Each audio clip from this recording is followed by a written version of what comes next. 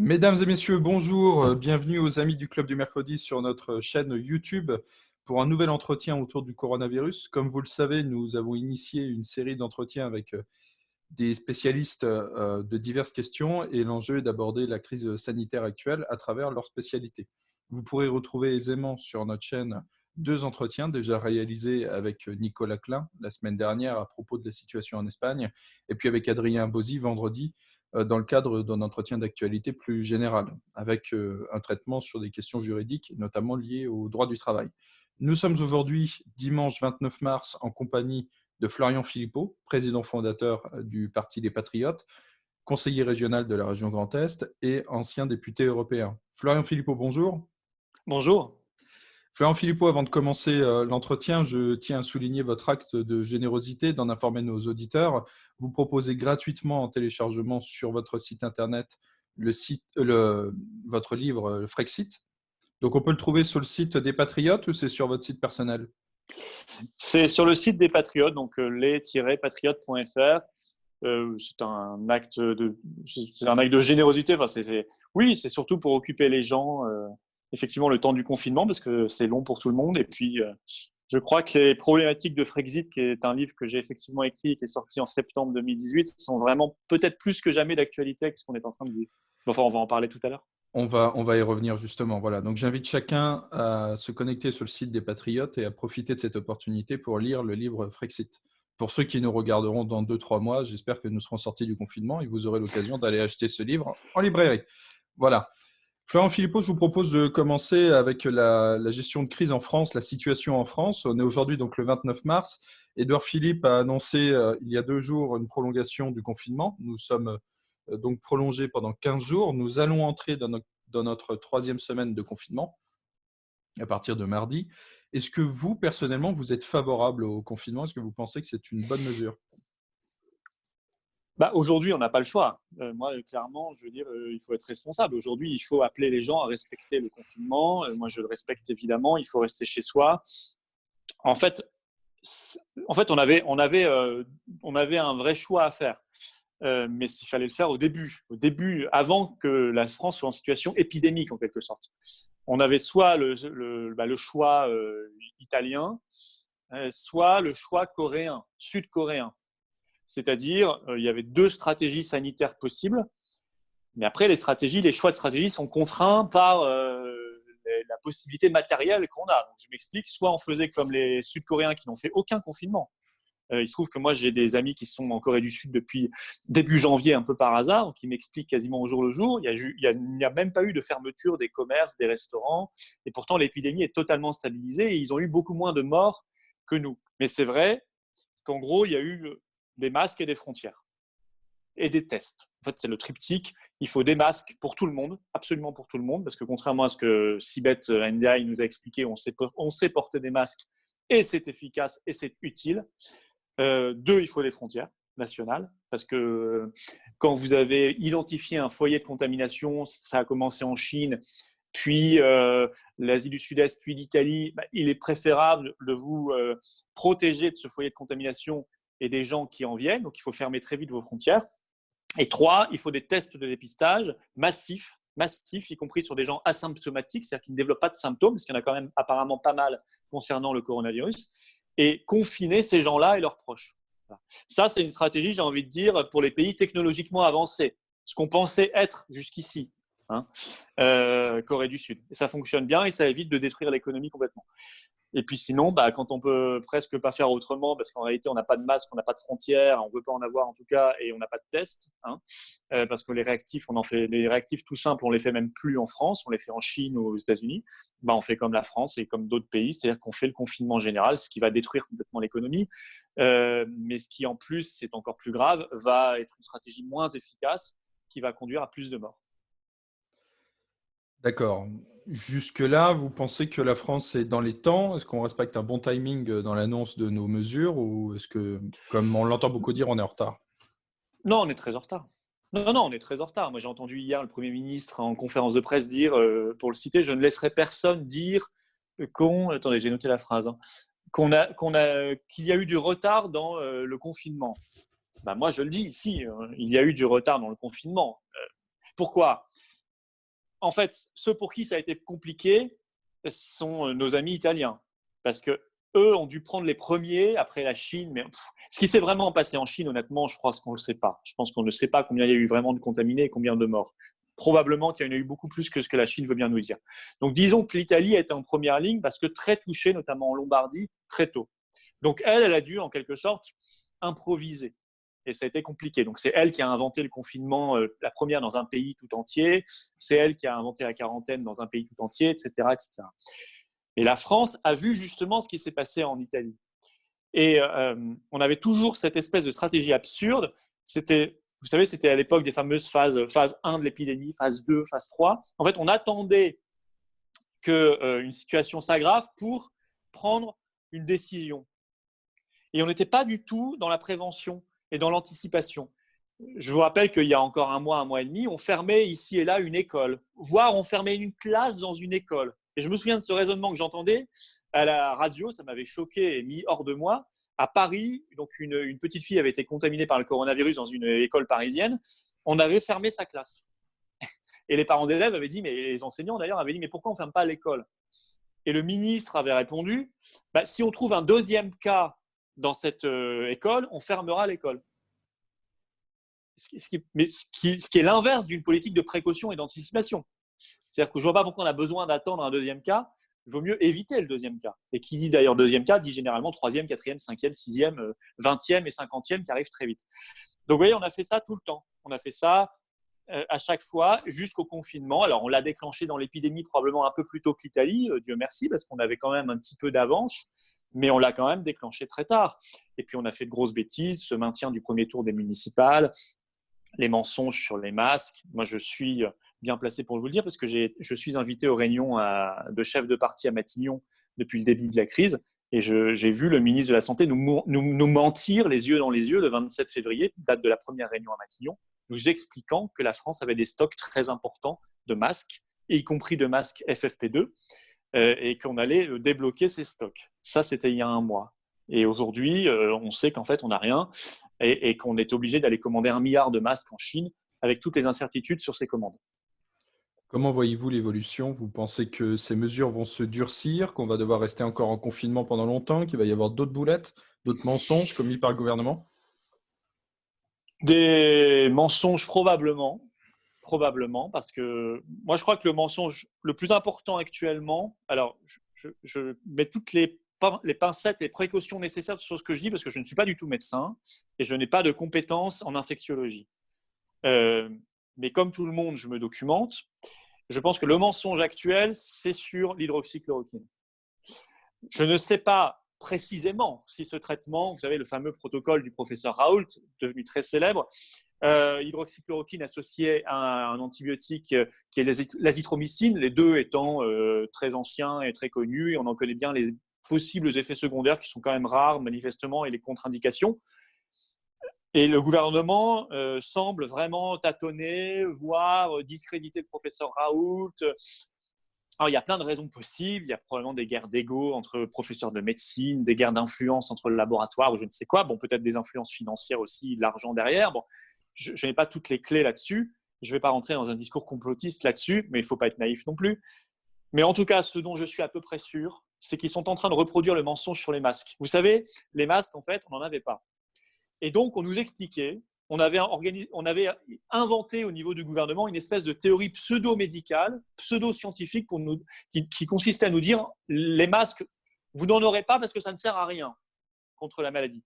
Ça n'est plus tout à fait ce qu'ils disent aujourd'hui. Aujourd'hui, ils sont obligés de reconnaître que les Coréens, les Japonais, les Chinois, tous ne sont pas des abrutis. S'ils ont des masques, c'est qu'il y a une raison, c'est que c'est efficace. En fait, c'était un discours pseudo-scientifique pour masquer, sans jeu de mots, pour cacher une pénurie matérielle. Et je crois que c'est exactement ce qui est en train de se reproduire sur l'hydroxychloroquine. On invente des discours de retardement, des précautions tout à fait incroyables sur ce protocole, alors qu'il n'est manifestement de toute façon pas dangereux. Au pire, il est inefficace, mais il n'est pas dangereux, pour en fait masquer le fait qu'on n'a pas d'hydroxychloroquine, qu'on n'a pas de stock et que le gouvernement probablement n'a peut-être même pas encore passé les commandes. Vous voyez, ça, je pense que c'est le mensonge le plus grave actuel. J'ai pas de preuves. Je m'engage, disons, par enseignement de ce qu'on vient de vivre. Voilà. Et parce qu'on sait que c'est un gouvernement qui a beaucoup menti ces dernières années, et y compris la porte-parole Sibeth Ndiaye avait assumé qu'elle était parfaitement capable de mentir. Je crois qu'elle l'a fait déjà plusieurs fois depuis le début de cette crise. Le confinement, je ne sais pas combien de temps il va durer, j'espère le moins longtemps possible, mais je pense qu'il va quand même durer. Je ne veux pas désespérer Billancourt, mais je pense qu'il faut se préparer à passer encore pas mal de semaines derrière ces fenêtres. Je vais me permettre une petite indiscrétion. Lorsque vous avez fait vos réunions à Matignon avec l'ensemble des chefs de partis politiques, est-ce que vous aviez des informations par rapport au confinement ou est-ce que vous bénéficiez des mêmes informations que nous? Non, globalement, on n'apprenait pas grand-chose. Non, je n'ai pas le souvenir d'avoir appris D'accord. plus de choses que ce qu'on voyait dans la presse. Disons qu'on a l'opportunité de poser des questions et quand on a de la chance, on a une réponse. Voilà, bon, là, disons que je ne vais pas condamner cette méthode, c'est pas mal, on en a fait 3 pour l'instant, la dernière était d'ailleurs en visioconférence, je crois il y a une dizaine de jours, il y en aura probablement d'autres. C'est plutôt bien de le faire que de ne pas le faire, donc j'accable pas le Premier ministre là-dessus, mais ça n'a pas une grande utilité. D'accord. Qu'est-ce que vous pensez pour le moment de l'attitude du peuple français dans le respect de ses règles de confinement, sa dignité, le fait d'applaudir le personnel soignant à 20 heures aux fenêtres, etc. Qu'est-ce que vous pensez du peuple français? Bon, je le trouve globalement, on ne peut jamais faire des généralités, enfin, globalement, je trouve le peuple français très digne. Je le crois très en colère, de plus en plus en colère, sentant qu'on lui ment, sentant qu'il y a eu de l'impréparation et qu'on aurait pu éviter probablement des morts. Mais globalement, le peuple français respecte bien le confinement, globalement se comporte bien de manière de plus en plus civique sur les fameux gestes barrières, etc.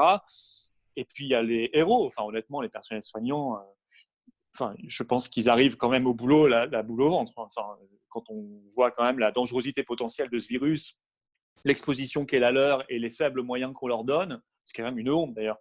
Moi, je les applaudis à 20 heures. Je sais qu'applaudir, c'est absolument pas suffisant et qu'il faudrait les aider bien plus matériellement et concrètement que cela. Mais bon, ceci dit, c'est quand même pas mal de le faire aussi.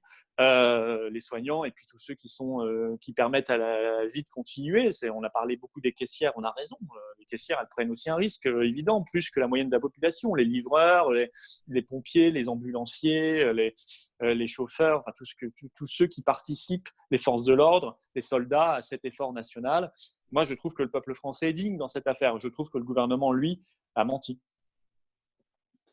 D'accord. Vous pensez que cette crise sanitaire, et puis donc bientôt crise politique, si ce n'est pas déjà le cas, est-ce qu'elle aura des répercussions à l'avenir sur les comportements collectifs et politiques, de la pensée politique du peuple français?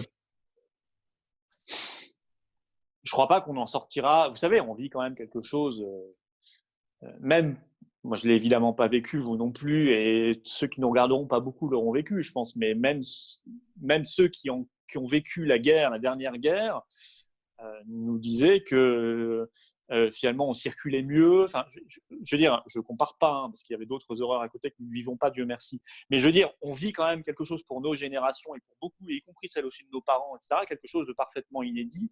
Ça a été un renversement quand même d'univers pour tout le monde. Ça a été brutalement un changement de monde. On a eu le sentiment que d'un coup, tout a basculé. C'est d'ailleurs quelque chose qui était au fond de nous-mêmes. Enfin, beaucoup, on se disait, il y a un moment où il va se passer quelque chose. On pensait peut-être plutôt à une crise financière majeure, à l'explosion d'une bulle, à un événement politique inattendu, une révolution, on ne sait quoi. Finalement, ça vient par un virus. Mais il s'est passé une rupture. On pourra dire dans notre vie, je pense honnêtement, ça va forcément laisser des traces très profondes, qu'il s'est passé une rupture à un moment dans notre vie individuelle et dans notre vie collective. Derrière, qu'est-ce que ça va produire en termes collectifs et en termes de comportement collectif et en termes politiques? Je pense quand même qu'il y a beaucoup de... Alors les Italiens, on voit bien que c'est très avancé en termes de réflexion, notamment sur l'Europe. Je pense que ça avance aussi beaucoup en France. Je pense plus prosaïquement que notre paysage va changer et pas forcément dans le meilleur. C'est-à-dire que je m'explique, je pense que beaucoup de restaurants, de bars, de cafés qui ont fermé ne rouvriront pas, n'auront pas la capacité économique. Ce qui va changer notre paysage dans nos villages et dans nos villes, dans nos bourgs, le café, le resto, avec la cuisine française, etc. Je pense que beaucoup ne rouvriront pas malheureusement, parce que ça va être trop compliqué pour eux. Et ce sera peut-être une cellule commerciale vide pendant longtemps, ou ça sera remplacé par une chaîne américaine qui aura, elle, les reins solides pour venir s'installer. Il ne faut quand même pas négliger aussi l'impact que ça aura sur la psychologie collective. C'est-à-dire qu'il peut y avoir un changement de vie, un changement de paysage français. Et puis en termes politiques, on va en parler, mais je ne peux qu'espérer que les Français en tireront les conséquences.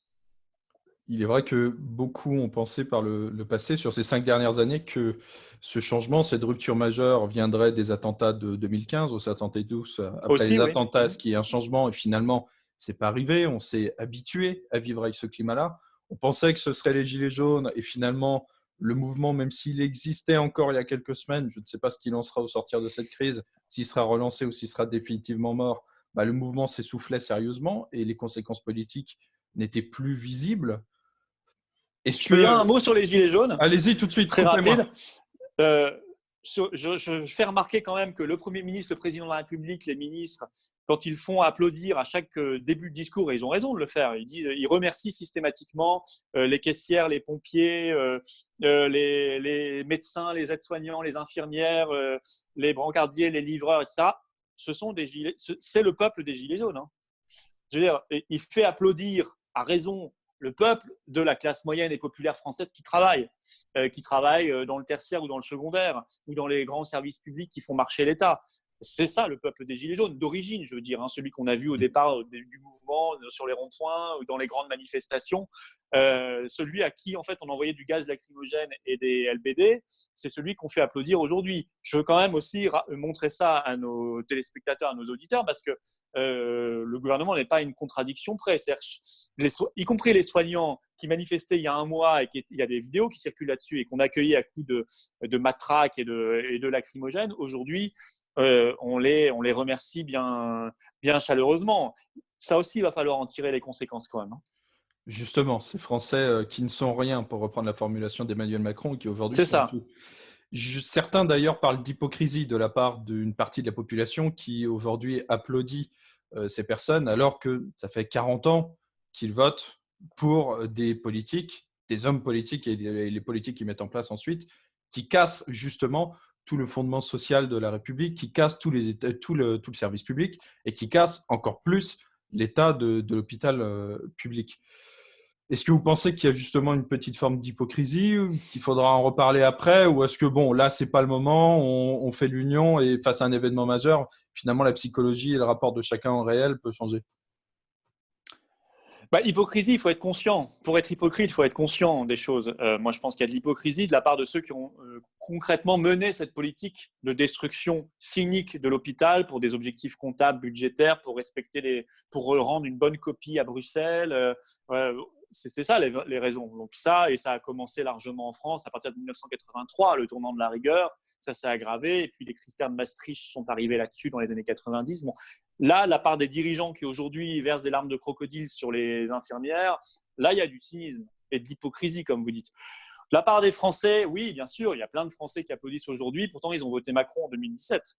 Ou même ils ont voté Fillon qui voulait, je rappelle, quand même supprimer 500 000 fonctionnaires, baisser les dépenses de l'État de 100 milliards d'euros, enfin des choses complètement délirantes. Là, je pense que c'est, à quelques rares exceptions près, de gens vraiment pervers, etc., je pense que c'est surtout de l'inconséquence. C'est de l'incompréhension, c'est de l'ignorance, c'est de l'inculture. Ce sont des gens qui ne savent pas pourquoi ils votent. C'est des gens qui ont voté pour le physique d'Emmanuel Macron ou parce qu'à la télé, on leur a dit qu'il était moderne et jeune et bien, ou voilà. Et parce qu'ils ont voté pour l'Europe, parce qu'ils pensent que c'est le sens de l'histoire et que c'est moderne, sans se rendre compte qu'en fait, ça voulait dire concrètement détruire leur hôpital, faire qu'ils auraient moins de lits de réanimation avec des respirateurs le jour où ils en auraient besoin, si jamais, par malheur, ils tombent sur une version agressive du coronavirus. C'est aussi la destruction de l'armée, hein, dont on voit quand même qu'elle est… en période de crise, l'armée, c'est l'ossature du pays et on en a absolument besoin. Et là, l'ossature est quand même un peu faible, malgré le dévouement des soldats, parce que l'armée a été très affaiblie, elle a été mise à l'os. Voilà, donc pour moi, c'est plutôt ça. C'est là où j'espère qu'il y aura vraiment un changement. J'espère que les gens ils feront beaucoup plus qu'avant les connexions, qui verront plus les liens logiques entre ce qu'ils décident, leurs choix idéologiques ou leur soumission à une mode idéologique du moment et la conséquence concrète sur la vie du pays et sur leur propre vie. D'accord, j'espère que vous aurez raison et qu'il n'y aura pas un refus du réel encore plus puissant et une Attendez, radicalisation moi je des… suis… Oui, non, mais c'est important ce point-là parce que moi je vois trop de gens dire ça y est, l'Union européenne est morte. Non, elle n'est pas morte. Attendez, elle n'est pas morte. Attention, Macron, il ne va pas devenir Frexiteur du jour au lendemain. Ces gens-là, et Macron et tous ses sbires, ils sont imprégnés de culture, d'idéologie européiste. Il y a aussi de puissants intérêts financiers derrière cette idéologie, derrière ce système européen avec ses lobbies qui tournent autour, qui gravitent, avec ses institutions très rémunératrices pour des dizaines de milliers de personnes, etc. Il y a tout un système, il y a une idéologie. Il ne faut pas croire que… non, on va devoir… Tout ce qu'on pourra obtenir, on devra aller le chercher nous-mêmes. Il n'y a rien qui sera donné. Rien. Dès la fin du confinement, il y a une vraie bataille politique qui va s'engager, très sérieuse, très très sérieuse. Non, ce qui va progresser à mon avis, c'est la prise de conscience dans l'opinion publique. Et c'est très important parce que sans prise de conscience dans l'opinion publique, si on n'a pas atteint une masse critique dans l'opinion publique, on ne peut en fait rien faire en termes politiques. Justement, pour parler de politique et de philosophie politique, je souhaitais vous interroger à propos de la place qu'occupe le comité scientifique autour d'Emmanuel Macron. On a la sensation que le gouvernement et que notre président se reposent uniquement à présent sur ce comité scientifique et qu'il y a un refus, en quelque sorte, de faire de la politique, de prendre des décisions. Vous parliez d'un manque d'anticipation tout à l'heure, mais aujourd'hui, on a la sensation que voilà, on est vraiment figé sur les décisions prises, finalement, les recommandations faites par le Conseil scientifique et que notre chef d'État ne veut plus exercer en tant que chef d'État. Est-ce que vous faites le même constat que moi ou est-ce que vous trouvez que j'exagère? Est-ce que ça vous interroge, cette place laissée au comité? Pardonnez-moi, je ne suis pas tout à fait d'accord. Moi, je pense que le comité scientifique, il faudrait regarder sa composition. Il faudrait regarder aussi l'allégeance de certains à des laboratoires, etc. Et il y a des travaux qui ont déjà été menés là-dessus, sans tomber dans le complotisme, mais simplement entre le complotisme et la naïveté bisounours, il y a un juste milieu. Il y a simplement la vie. La vie, elle est complexe et elle n'est pas rose. Il y a des réalités, y compris sonnantes et trébuchantes. Donc, il faudrait regarder. Mais moi, je pense que le gouvernement et le président de la République ne prennent pas leurs décisions simplement selon ce que dit le comité scientifique, qui peut dire d'ailleurs des choses très variables d'une semaine à l'autre. Non, je pense qu'il prend ses décisions contraintes par des réalités matérielles et idéologiques. Beaucoup plus que par le conseil scientifique. Je m'explique. Par exemple, aujourd'hui en France, là, quand on se parle le 29 mars, la France, je ne sais pas si les Français le savent, la France n'a toujours pas fermé ses frontières nationales. Moi, j'ai eu mes amis en Moselle qui m'ont dit nous, il y a les Allemands qui viennent encore faire des courses chez nous. Nous, on ne peut pas y aller. C'est-à-dire que les Français ne peuvent pas aller en Italie, en Espagne, même à Andorre, qui a fermé ses frontières, au Luxembourg, en Belgique, en Allemagne, en Suisse, c'est-à-dire tous nos voisins pour la métropole, parce qu'ils ont fermé leurs frontières, et ils ont bien raison. Par contre, dans le sens inverse, on n'a fermé aucune frontière, aucune. Donc, eux peuvent venir, y compris les malades, les infectés qui viennent d'Italie, d'Espagne, où on sait qu'il y en a beaucoup. Donc ça c'est un choix idéologique, vous voyez. Ça, c'est vraiment, parce que c'est pas compliqué de fermer une frontière. Les Belges et les Allemands, ils ont mis des plots, des blocs de béton au milieu des routes, tout simplement. Bon, c'est quand même efficace. Donc ça, voilà. Ça, c'est un choix idéologique. Et sinon, les choix, en fait, sont contraints matériellement. C'est-à-dire que ce que je vous disais sur les masques, c'est parce qu'on n'a pas de masque. Le discours qui a été développé sur les masques, c'est parce qu'en fait, on n'en a pas. Le discours qui est développé actuellement sur l'hydroxychloroquine et le professeur Raoult, qu'on essaie un peu de tabasser en termes de réputation, de discréditer, c'est parce qu'en fait, à mon avis, il n'y a pas de stock du tout d'hydroxychloroquine et qu'ils sont en panique. Pareil sur les tests, etc. Et parfois, on utilise le conseil scientifique un peu en paravent, par exemple, pour justifier le maintien du premier tour des municipales le 15 mars, ce qui manifestement a été une très grosse erreur. Il y a eu beaucoup de contaminés.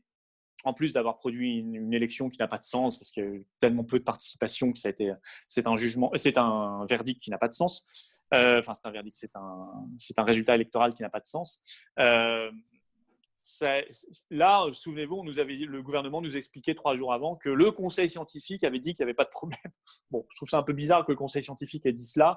J'y crois pas beaucoup. Donc, on voit que non, je crois qu'en fait, le gouvernement reste bien décisionnaire, mais décisionnaire dans un cadre extrêmement contraint par des lubies idéologiques et par des contraintes matérielles navrantes qui s'apparentent en fait à des contraintes d'un pays du tiers-monde. On se rend compte quand même, et ça nous fait mal, brutalement, que la France c'est quand même beaucoup tiers-mondisée.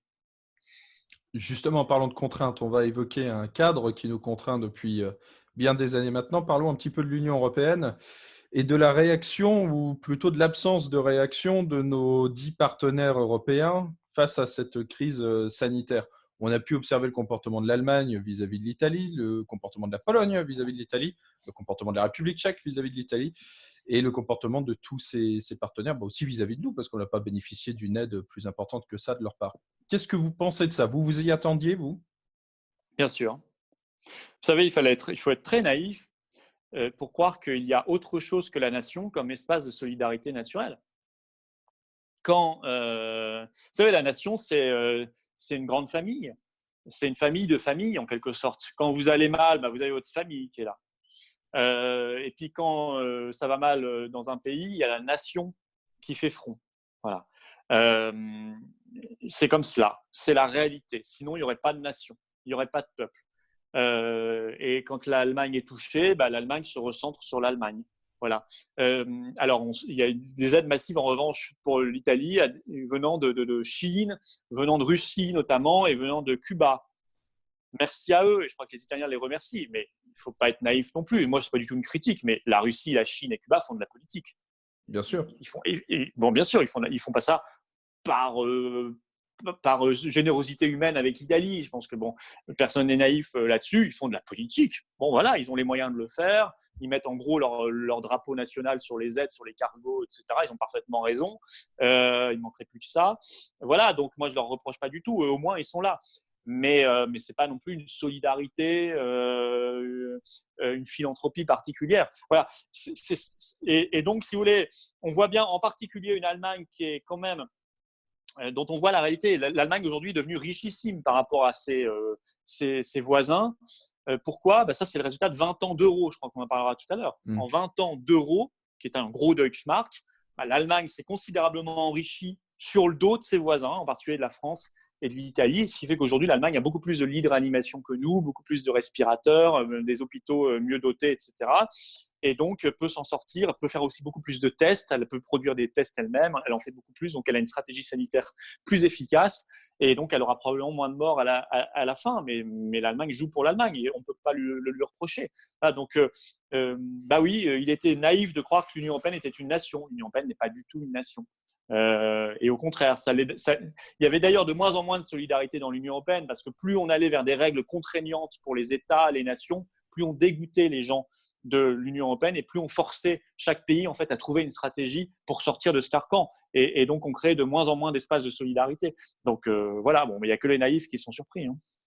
Emmanuel Macron semble être un petit peu le dindon de la farce actuellement, à parler encore de repli nationaliste, à mettre en garde contre la fermeture des frontières, vous l'avez évoqué, à exhorter l'Union européenne à entrer en œuvre pour aider les autres, etc. On a l'impression qu'il est très, très naïf, ou alors effectivement tenu par une idéologie dont il ne peut pas se départir.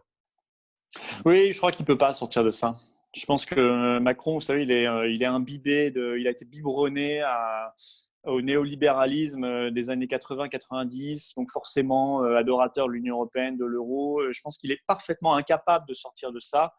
Il sera le dernier à professer son catéchisme européiste dans le désert de Gobi, quand tout le monde aura changé de logiciel, mais lui, il continuera. Voilà. Ça me paraît à peu près évident. Je ne crois pas un seul instant qu'il soit capable de penser autrement. Je voudrais juste une précision, parce qu'on va peut-être me répondre dans les commentaires. Non, c'est pas vrai. L'Allemagne est solidaire on a déplacé des malades français d'Alsace en hélicoptère vers des hôpitaux de Sarre. Oui, c'est vrai. Et merci aux médecins allemands qui les traitent là-bas. C'est très bien. Je suis très heureux d'ailleurs pour ces malades. J'espère qu'ils vont s'en sortir.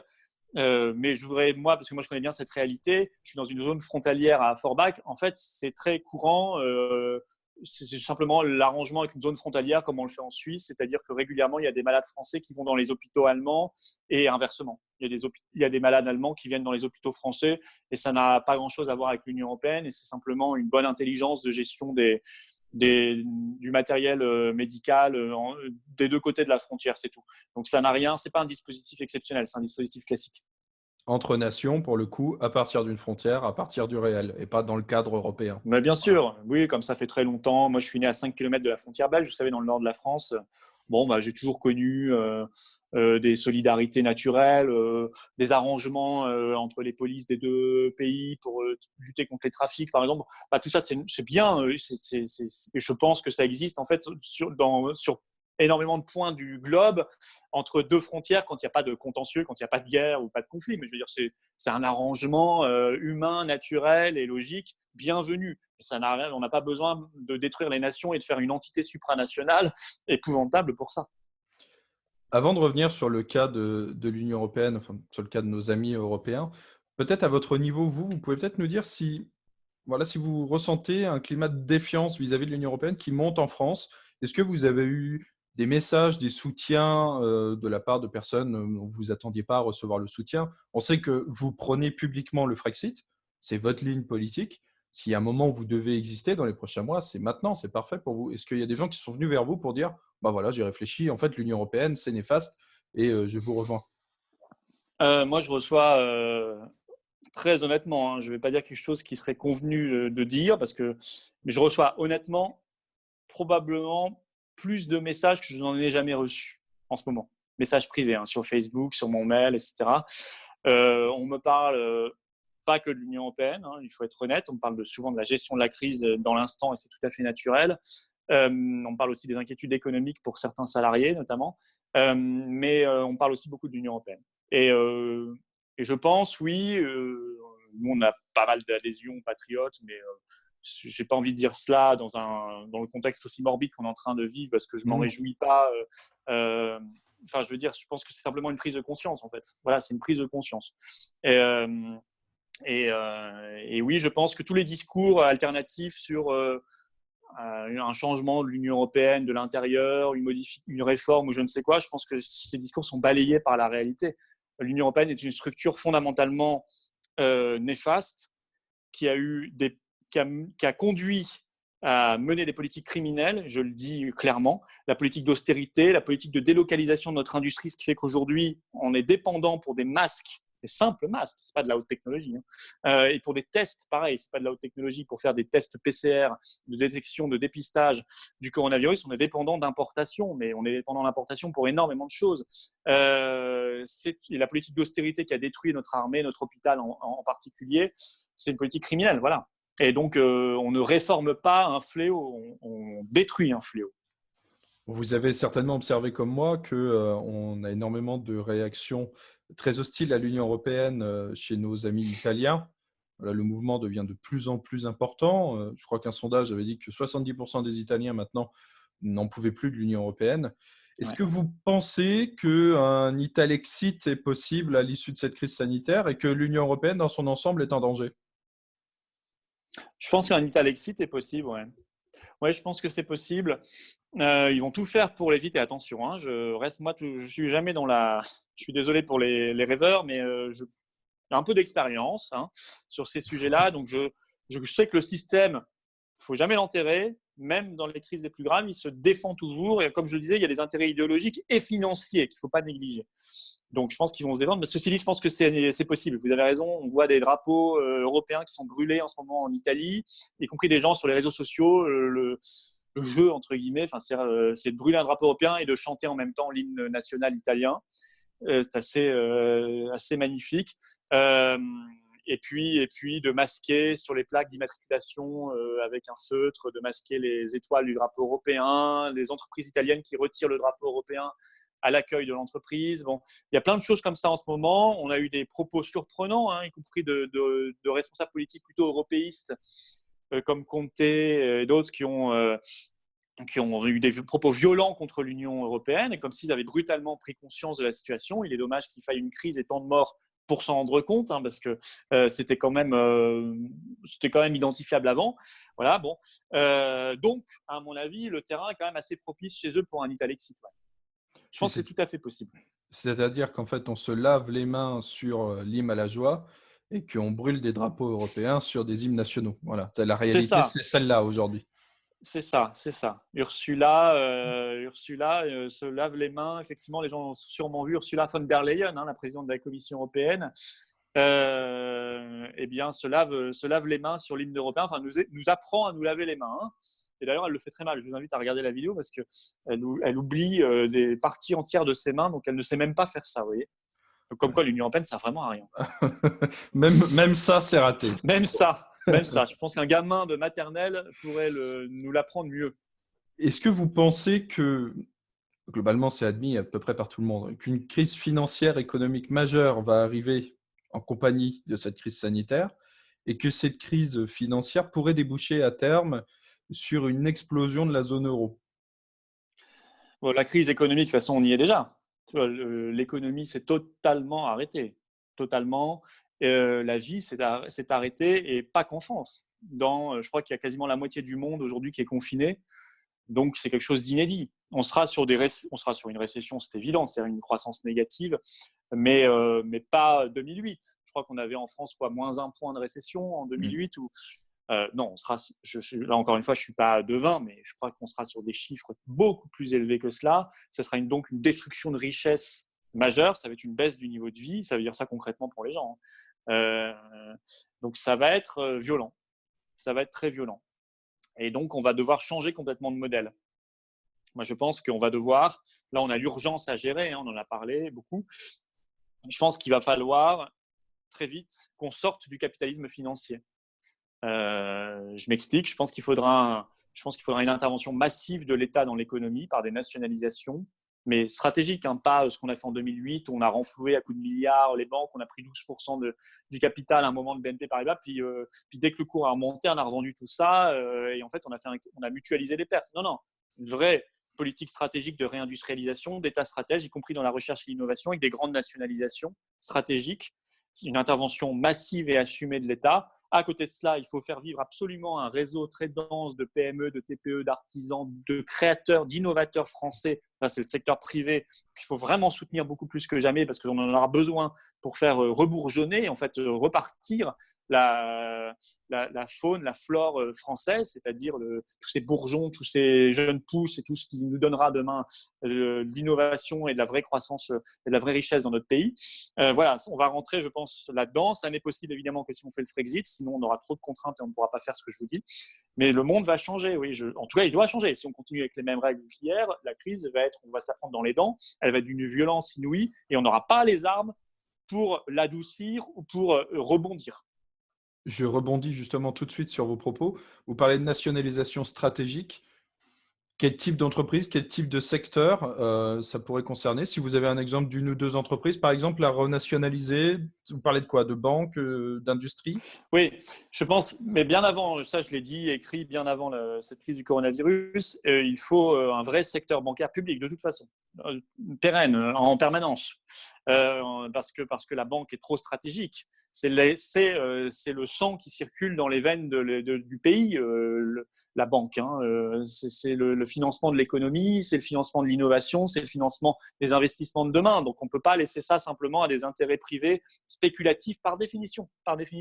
Donc, il faut un secteur bancaire public, évidemment. Je pense que, par exemple, là, ça nous saute aux yeux, il faut une recherche médicale publique localisée en France, avec production en France, recherche et développement en France. Il faut, là, il y aura aussi des nationalisations qui, à mon avis, vont s'imposer très vite dans le domaine industriel. On pense à Air France. Imaginez la folie s'ils avaient privatisé juste avant la crise du coronavirus ADP, comme ils voulaient le faire. Aéroport de Paris. Ils auraient été obligés, là, ils viennent de fermer Orly, hein, c'est historique. Hein. Il y a plus de trafic.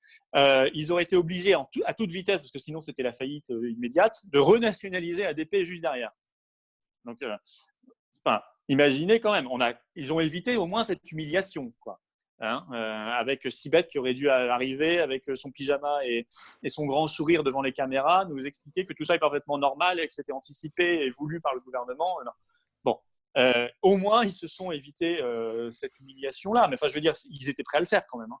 Donc, à privatiser ADP, Aéroport de Paris. Donc, voilà, il y aura une partie du secteur industriel, une grande partie du secteur bancaire, et puis même des secteurs d'avenir dont on voit qu'il faut absolument les posséder. Vous savez, beaucoup de privatisations, à partir des années 80, ça a commencé en 86, il y a eu plusieurs vagues, hein, et une vague Jospin aussi très importante en 97. Suivez le parcours des entreprises qui ont été privatisées. Très souvent, je ne dis pas systématiquement, mais très souvent, ça s'est fini par un rachat par l'étranger, au mieux dans le même secteur d'activité, plus souvent par un fonds de pension qui n'a rien à voir, qui veut juste faire de l'argent, puis ça a été dépecé et ça a été perdu par la France. Voilà. Et ça a été délocalisé au passage, etc., destruction d'emplois. C'est quand même le parcours le plus fréquent dans les privatisations. Hein. Je voudrais quand même le rappeler à ceux qui nous expliquent doctement que l'État ne sait pas gérer et que le privé gère magnifiquement. Attention, je ne suis pas un léniniste non plus, je ne suis pas un stalinien. Je vous ai dit, il faut un vaste secteur privé que lui, on devrait encourager beaucoup plus. Hein. Et là, je vais peut-être vous paraître libéral, mais quand on discute vraiment avec des créateurs d'entreprises et des artisans, des TPE, des PME, y compris très innovantes, ils vous parlent toujours de la même chose. Hein. La question des charges sur les salaires, la question la question de l'incapacité qu'on a à leur faire bénéficier des marchés publics, la question de certaines taxes absurdes, la question de l'incapacité à franchir ce palier des 3 ans pour ensuite survivre. On a quand même du boulot, on peut quand même les aider. Quoi. Je veux dire, on peut quand même les aider massivement parce qu'on en a besoin. Justement, je vous prends en vol, ce n'était pas prévu. À propos des aides de l'État, est-ce que vous avez un mot à dire sur toutes les aides qui ont été consenties par Macron et Édouard Philippe sur l'ensemble de la population? On voit que tout le monde est aidé à son petit niveau. Est-ce que vous pensez que ça va tenir? Est-ce que vous pensez qu'il va falloir qu'à travers des impôts, à travers une augmentation des charges, il va falloir qu'on rembourse tout ça? Qu'est-ce que vous en pensez globalement? C'est encore un peu tôt pour le dire. Probablement que le premier plan, je crois, de 45 milliards d'euros, parce que quand on entend 750 milliards d'euros Banque Centrale Européenne, ça, ce n'est pas de l'argent pour l'économie réelle. Hein. Ça, c'est autre chose.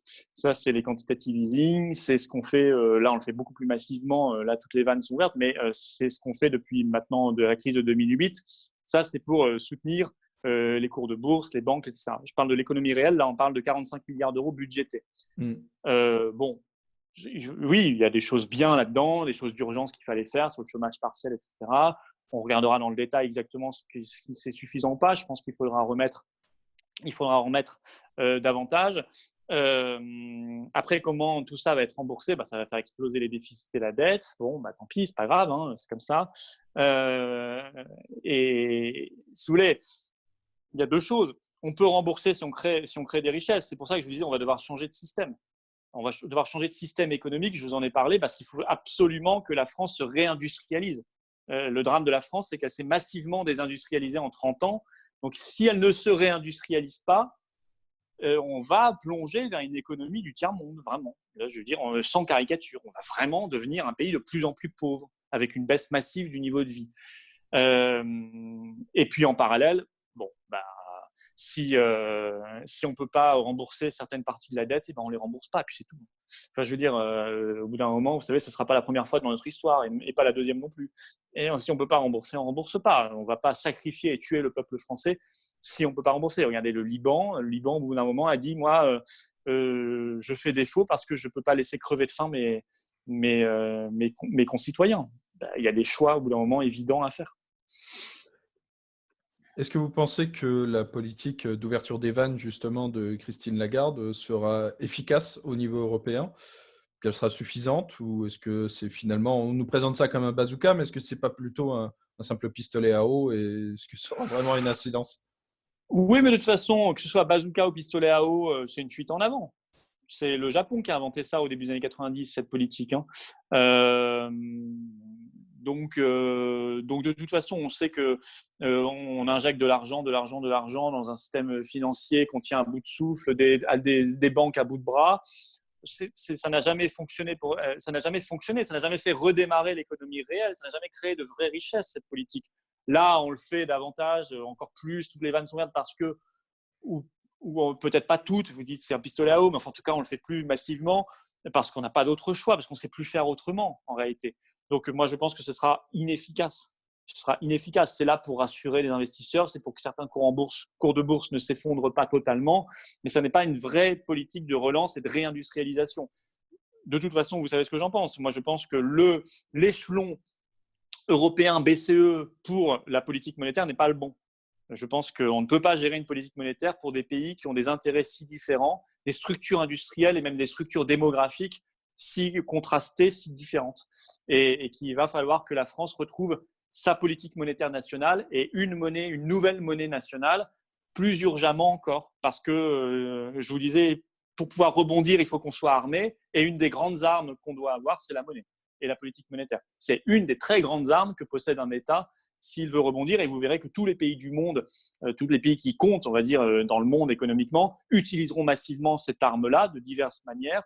Si la France ne peut pas le faire parce qu'en fait, elle est soumise à un gros Deutschmark qui s'appelle l'euro, on mènera une politique pour l'Allemagne, mais on ne mènera pas une politique pour la France. Voilà. Alors, peut-être que ce sont les Italiens qui vont faire qu'on va s'en défaire parce que les Italiens, eux, auront encore plus besoin que nous de tout cela et donc quitteront les premiers cette affaire et cette affaire disparaîtra.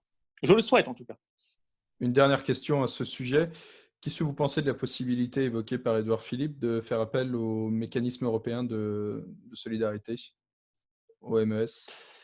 Oui, c'est-à-dire qu'on y a mis beaucoup d'argent dans ce MES. Hein. Je ne sais plus On contribue à hauteur de 20%, je crois. Hein. Oui, c'est ça. 20% des fonds proviennent de la France. J'ai plus le montant exact en tête. C'est quelques dizaines de milliards d'euros. Oui, au moins, oui.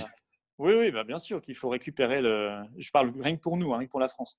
Bien sûr, enfin, il faut reprendre nos billes partout, on doit les prendre, mais pas sous l'angle fédéral. Moi, je ne suis pas comme Édouard Philippe en disant il faut activer le MES. Moi, je dis il faut récupérer l'argent qu'on a mis là-dedans. Point barre. Comme il faut récupérer l'argent qu'on met dans le budget européen. C'est-à-dire, vous savez, le différentiel chaque année, c'est 10 milliards par an pour la France, entre ce qu'on donne et ce qu'on reçoit de l'Union européenne. On va avoir besoin de liquidités, c'est le moins qu'on puisse dire, simplement pour faire vivre décemment, à peu près décemment et dignement notre peuple. Donc, il faut récupérer l'argent partout où il est. C'est vrai qu'il y a des niches en Europe, mais je ne raisonne pas comme Édouard Philippe. Lui, il veut activer un mécanisme fédéral européen. Moi, je ne veux pas faire ça. Moi, je veux récupérer l'argent de la France. Vous voyez, M. Philippot, on a trouvé comment rembourser les 45 milliards budgétisés. On récupère 10 milliards à droite à gauche sur les budgets européens et puis on les a remboursés. Bien sûr. Si vous voulez des sources d'économie, on peut en parler allègrement. Ça, c'est sûr que des sources d'économie, on peut en trouver, et pas que dans la politique européenne d'ailleurs.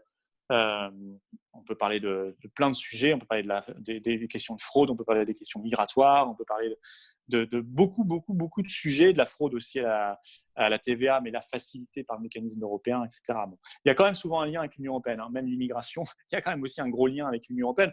Attention, tout ce que je dis sur l'Union européenne et l'euro, ça ne veut pas dire que j'exonère nos gouvernements successifs et nos présidents de la République successifs de leurs responsabilités, certainement pas. Pour moi, Macron est extrêmement coupable. Macron, il adhère complètement à cela. Il a mené cette politique-là en y croyant et rien ne dit aujourd'hui qu'il ne mènera pas la même politique demain. Donc je n'exonère pas du tout nos gouvernements et nos présidents de la République de leurs responsabilités. Je les crois tout aussi responsables, évidemment, que l'Union européenne.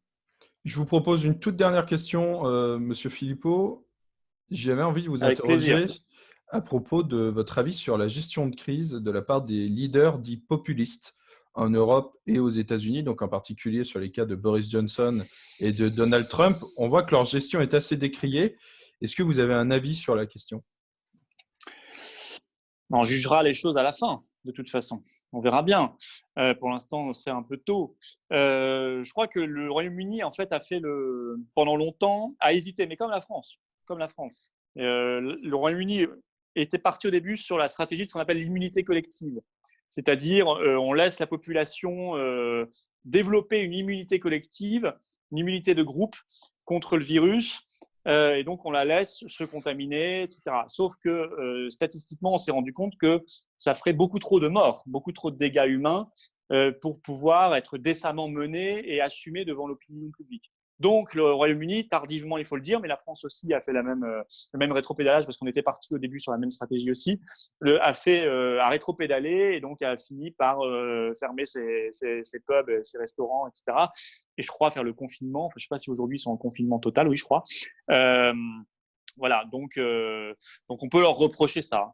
Voilà. Mais moi, ce que je dis, et je parlerai de Trump juste après, ce que je dis, c'est qu'au moins le Royaume-Uni demain, il aura plus d'armes que nous si on est encore dans l'Union européenne et l'euro en sortant de la crise. On y sera en tout cas en sortant, c'est certain.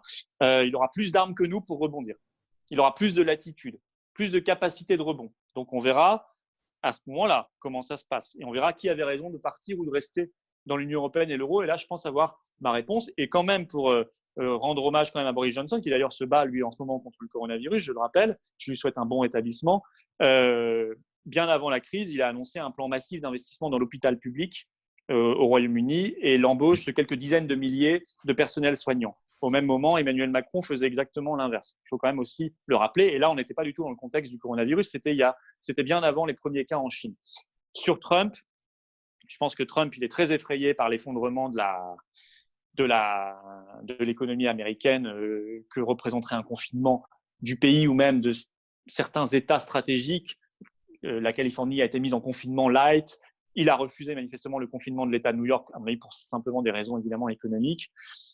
Je pense qu'il y a une force aux États-Unis, c'est leur capacité de réaction. Je pense que quand ils veulent être réactifs et dynamiques, ils sont capables de se mettre en branle beaucoup plus rapidement que nous.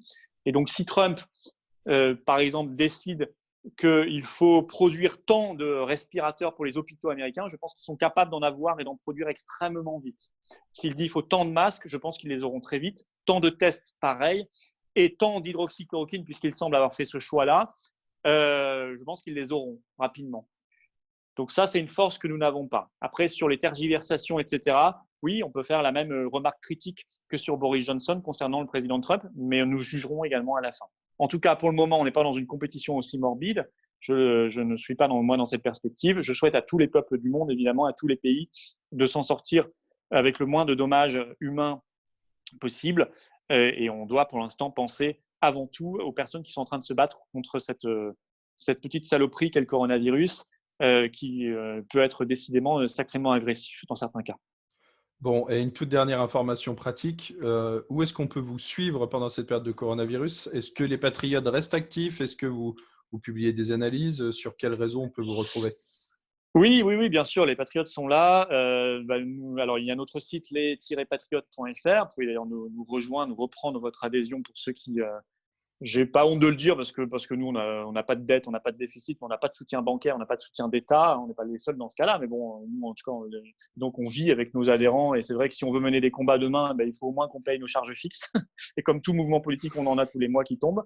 Donc je dis aux gens de nous soutenir, d'adhérer, qu'ils n'hésitent pas, ils seront les bienvenus en tout cas. Et puis, ils peuvent me suivre sur ma page Facebook, qui est quand même très dynamique en ce moment, sur ma page Twitter. Je suis également sur Instagram, sur Snapchat, mais là, j'y suis. Je mets de temps en temps des petites vidéos, mais pas grand-chose. Et puis, sur le site des Patriotes, je l'ai dit, non, c'est essentiellement ça. Après, ils peuvent contacter. Il y a les adresses des référents départementaux des Patriotes dans leur département. Si ça les intéresse, ils peuvent contacter leur référent départemental. Mais c'est vrai que le confinement fait que, vous savez, un mouvement politique, ça se gère par de la relation humaine. Alors le téléphone et Internet, c'est formidable, on est en contact, peut-être même plus qu'avant, parce que c'est vrai qu'on a du temps pour appeler ses amis et puis on va dire, ses réseaux en quelque sorte politiques ou intellectuels pour avancer, pour préparer l'après. Mais il faut un moment, il faut se voir. Il faut faire des bonnes vieilles réunions. Il faut qu'on s'engueule. Il faut qu'on discute. Il faut qu'on se réconcilie. Il faut qu'on fasse des bouffes. Il faut qu'on qu'on fasse des meetings, etc. Donc la politique a besoin de ce contact humain. Donc ça reprendra son cours juste après le confinement. Voilà. Juste un mot. J'espère qu'on n'aura pas de second tour des municipales en juin. Je le dis dès maintenant parce que je ne veux pas qu'on reproduise l'erreur du premier tour. Il me paraîtrait dingue et fou de faire une campagne électorale en plein mois de juin et un vote avec des millions de personnes réunies dans les bureaux de vote le 21 juin. Voilà, c'est dit parce que pour le moment, le gouvernement est parti sur cette date et je trouve ça complètement délirant. Vous voulez refaire le premier tour, vous? Oui, moi je pense qu'il faudrait refaire le premier tour pour une raison simple, c'est que ce premier tour est complètement insincère. il n'y a pas de sincérité. Vous savez, il y a un principe constitutionnel, c'est la sincérité du scrutin. Alors, le Conseil constitutionnel nous dira peut-être… le Conseil constitutionnel est très imaginatif en ce moment. Hein. Il a pour la première fois de sa vie, qui a commencé en 1958, le Conseil constitutionnel a quand même pris une décision, je ne sais pas si vous avez suivi cette affaire, en justifiant une atteinte à la Constitution, un non-respect de l'article 46 de la Constitution. Et donc, en quelque sorte, il s'est référé à une norme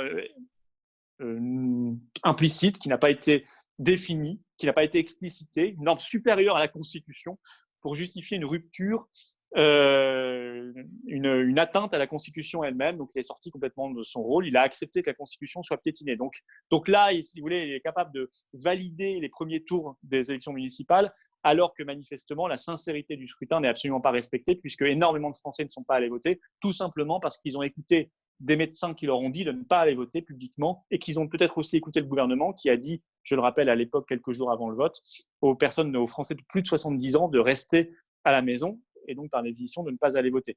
Donc tout cela a entaché complètement ce scrutin.